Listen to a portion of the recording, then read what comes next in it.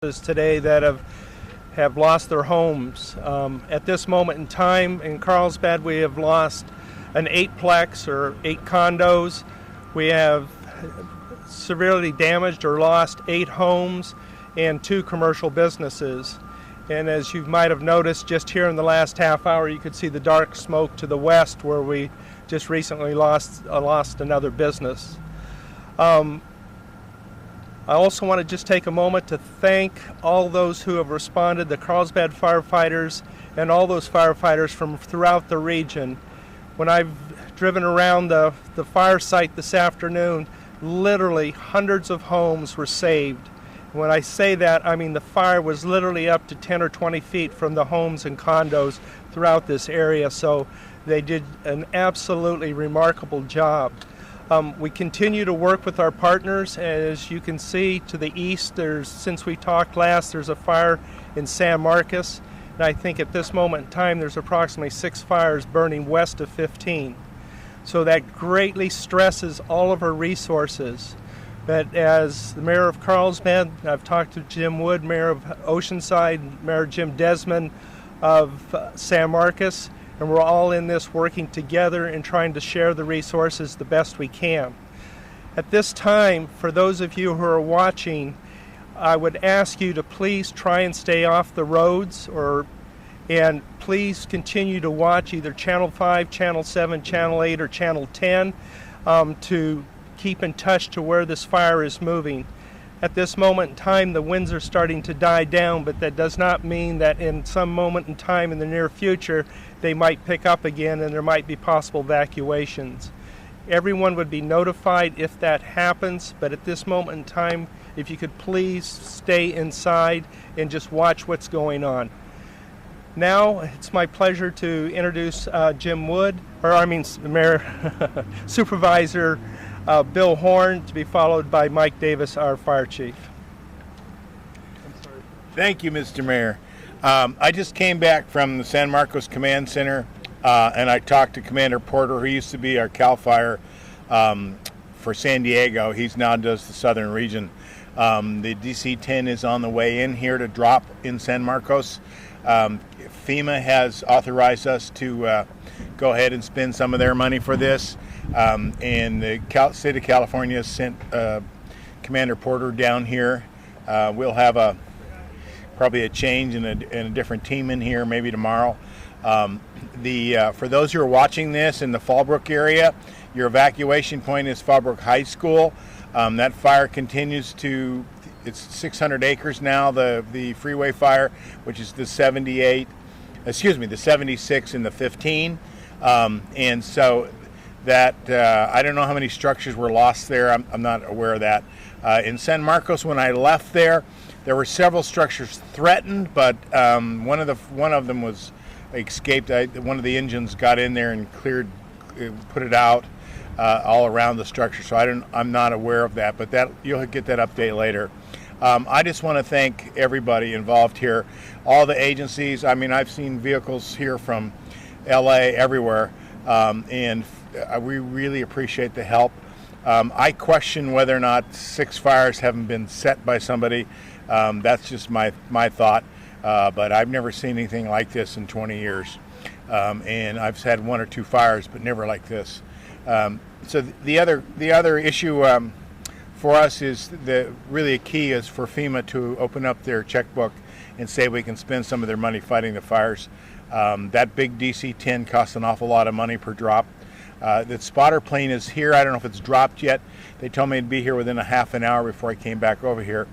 I just want to thank everybody. This, to me, the Carlsbad one this morning was probably, to me, the most serious at the time because of the population that lives around here, and it's right in the middle of a very, very, concentrated area of both businesses and homes. And we were having those west winds that were just putting everything out of control.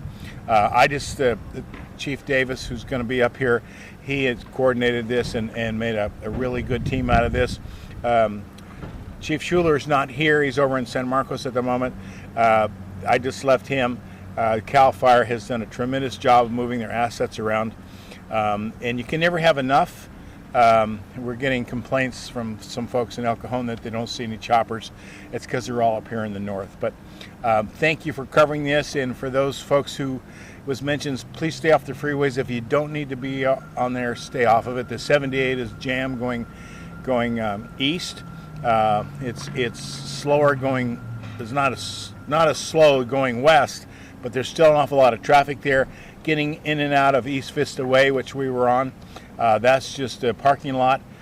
So I would suggest, if you don't need to be out on the road, stay home. And if we've asked you to evacuate, please evacuate.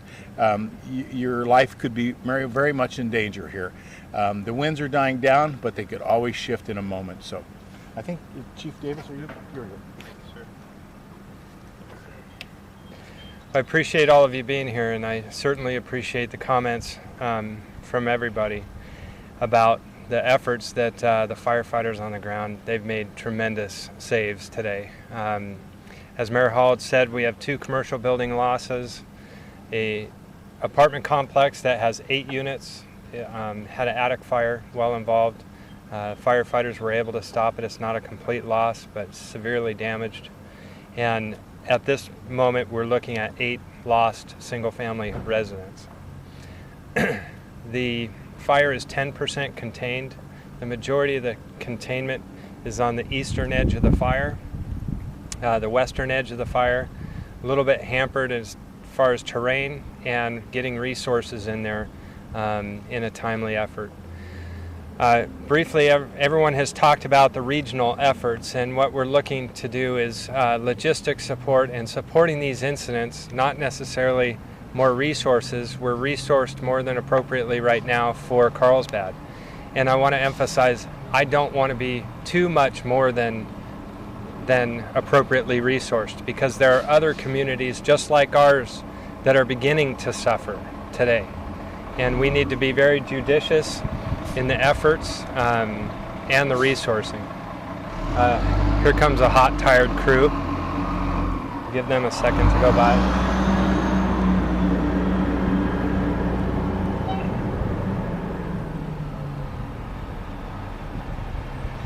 What you're seeing now are crews rotating up to fuel their engines and fuel themselves with a sandwich and some water, and then they're going to be going right back out to the fire line in mop-up mode. We are looking at repopulation plans. We're looking at where it's going to be cooled down enough to send the public back in. We do not have any firm information as of yet as to what we're going to repopulate or what roads we're going to open. I'll leave it at that for right now and introduce Paul Mendez, Carlsbad Police Captain. Thank you, Chief. Sir. I'm Captain Paul Mendez, Captain of the Carlsbad Police Department. I'd like to start with the following statement. As our fire department works to get control of the fire and extinguish it, the police department pledges its full support, assets, and resources in support of their mission. And to that end, first I'll start with expressing my appreciation and thanks to the entire San Diego North County law enforcement community, starting with the San Diego Sheriff's Department, the Oceanside Police Department, and the Oceanside Police Dispatch Center, the Escondido Police Department. We called and they came without question, and have been working side by side with our officers. And then second, to our community, please take heed of the evacuation warnings, orders, or orders to shelter in place.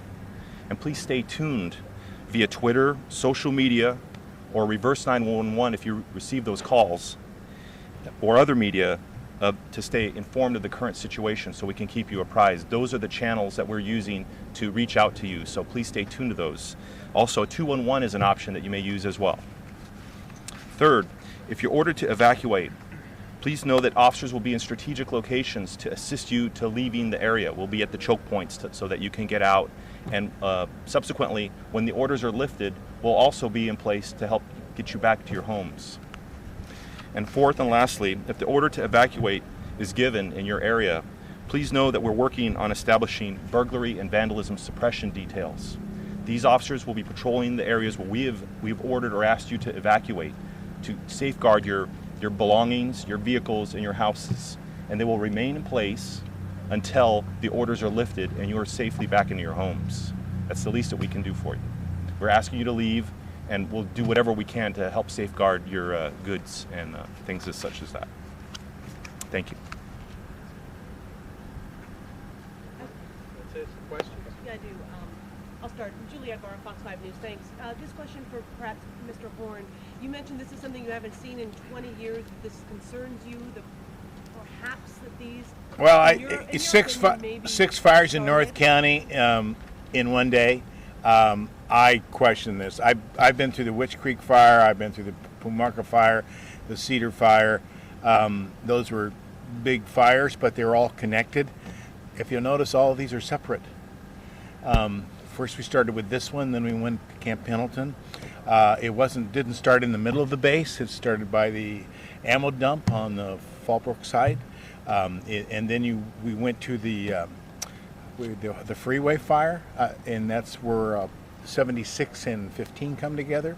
So I'm sure it could all be by chance, but I'll leave it up to the investigators.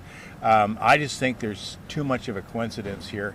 I've been through some big fires and a lot of equipment that we've purchased and put in here, and I would just say for these firefighters, this teamwork and this training has paid off big time, both yesterday and today.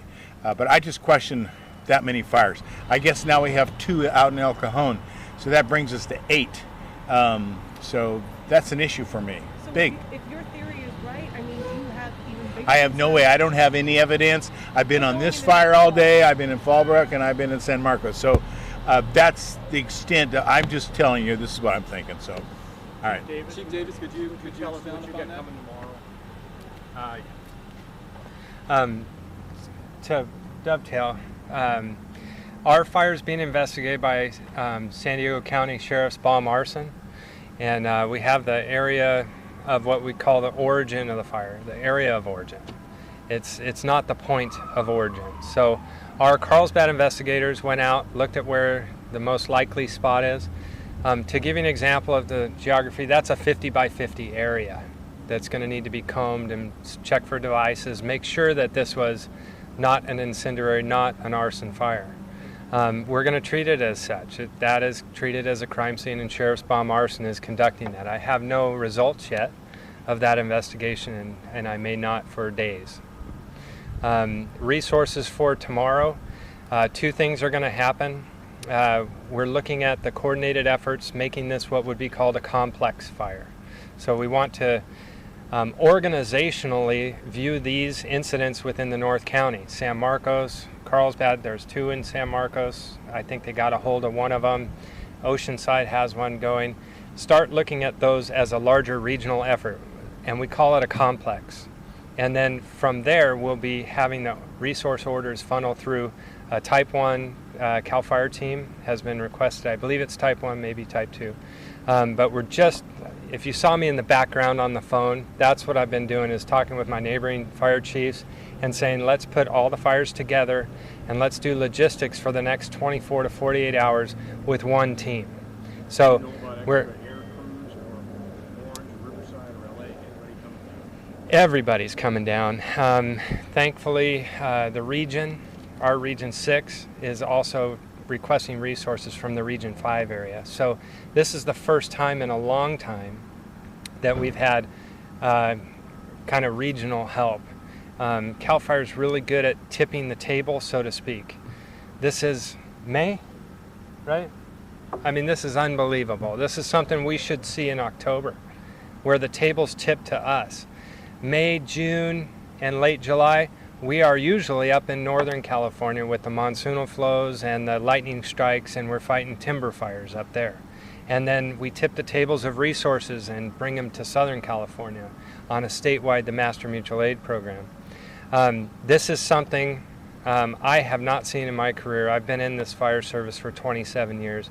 I haven't seen it this dry, this hot, for this long in May before. This is May gray time.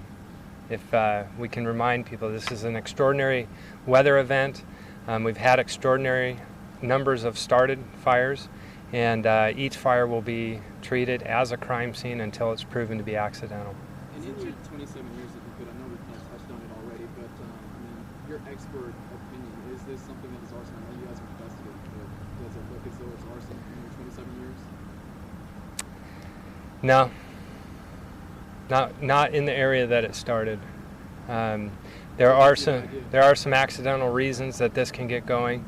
To give you an idea, it was on one side of a road, very small spot, spotted across a 4-lane road prior to the first engine company's arrival. It's just the weather made a really, really big impact. And it also makes a big impact on our personal fire behavior. And if you can remind people that during these events, it is our responsibility to really make sure that if we're doing weed eating operations, we're doing anything with power tools, if we're out and about, be very, very cautious. This fuel that's around us now is receptive to any type of fire, and this fire started this big. It didn't start with the big explosion. It started as small as a match. So we'll investigate it. I'd hate to throw my opinion into whether it's accidental or whether it was arson. You got 27 years though, so. Yeah. It's a long time, ain't it? Yeah. It's probably more than you are old. Almost. About to funding though, if we can clarify a little bit of the funding. We were talking about getting FEMA, or federal funds and also state funds. Could you just clarify what the cost is looking like right now and in terms of getting funds? Each fire will put in a request for funding. So there's been local declarations, the county's working on countywide declarations, statewide events, and that's the way that the federal government flows money back in so that we can afford to do what we're doing. These are expensive and they're time consuming. Air resources are extraordinarily expensive, like Supervisor Horn had mentioned. So it's a great thing that we have the logistic support and the financial support to be able to get the paperwork in and get Washington, D.C. understanding the situation over here. Have some of the funds already been freed up? Just emergency funds from the feds and the state? Well, I'm not the finance person, but yeah, they will be. So we're not stopping work due to funding. We will continue to do the work necessary to ensure that the public is served, and then that's always at the backside. We don't stop the way we do business based on the money. You spoke about resources. It's going into nightfall now. Can you talk about the number of crews that you have on the ground now, had throughout the day, and what your nighttime plans are? Nighttime plan, same number of crew as when I told you before. There's over 150 firefighters, boots on the ground firefighters, plus overhead and helicopter aircraft. It's looking like we may be releasing some of the aircraft for San Marcos. What has to happen tonight is further containment. So we have favorable weather. You feel that it's really slowed down. Tonight we'll have hand line cutting and a lot of hose line work to ensure that we have enough black that's wet. Our biggest concern is when testing this fire ground with hot spots and any kind of wind event. So whether it's from the beach, we don't want firebrands crossing over our containment lines. So we want to make sure they're wide enough and that they're wet enough, deep enough into the black where it's already burned so that we don't have a problem tomorrow. So it'll be a lot of boots on the ground through the night. You mentioned repopulation. Is there any chance you're going to be letting certain areas go back into their homes by this evening, or is that not even a possibility? I just drove the fire, and it looks like we may be able to do that in the next 3 to 4 hours, would be my best estimate. It will be coordinated with the incident commander. Chief Lopez is down at the Dove Library parking lot, and we'll take this sections at a time.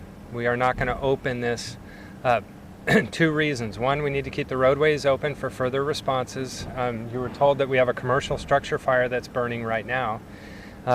Those fires will pop up for the next few hours. It's the embers in an attic space that go unnoticed, and now we have another fire. So we need to be able to move our resources in and around the fire, and we don't want to let people back in there. We want to make sure the roadways are safe, and that'll be a police effort, making sure that the guardrails and that the light systems are working, and it'll all be coordinated through the incident commander before we let people back home. Would you suggest for residents the best way to find out that information for them? Our communications will be sending out information either through website. Yes, ma'am. Do you know how many homes are under evacuation order? Well, I had said earlier that there were 23,000 people that had evacuated. So doing the math, that's about 15,000 homes. Correct. 10,000? 15,000-ish. 10,000 homes. We're notified of one of two things, of mandatory evacuations or recommended evacuations.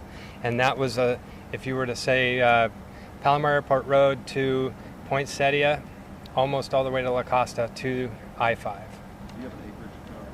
Actually, thank you for that reminder. AirTech gave us a 400-acre. I just want to clarify the notifications. There's 23,000 individual notifications. Oh. A text, phone call, and an email is 3 notifications.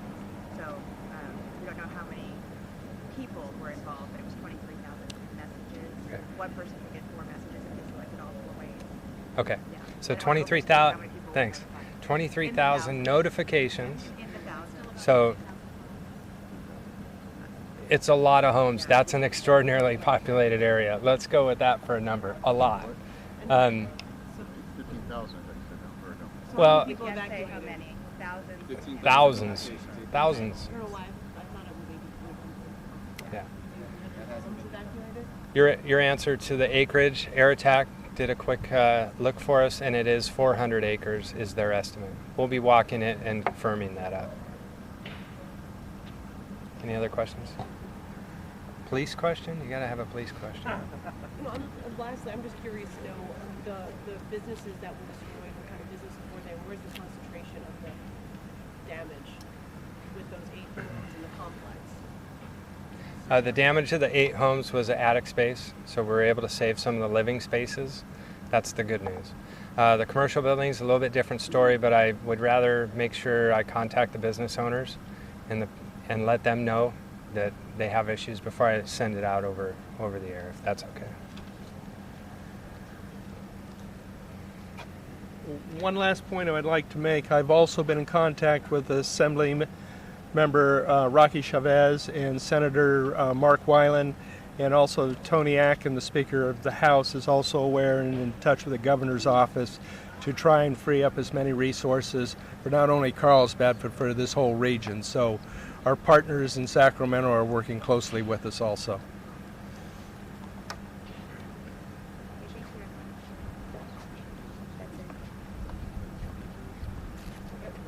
Tentatively planning 5:30 tomorrow, but I'll send something out to confirm. 5:30 a.m. 5:30 a.m.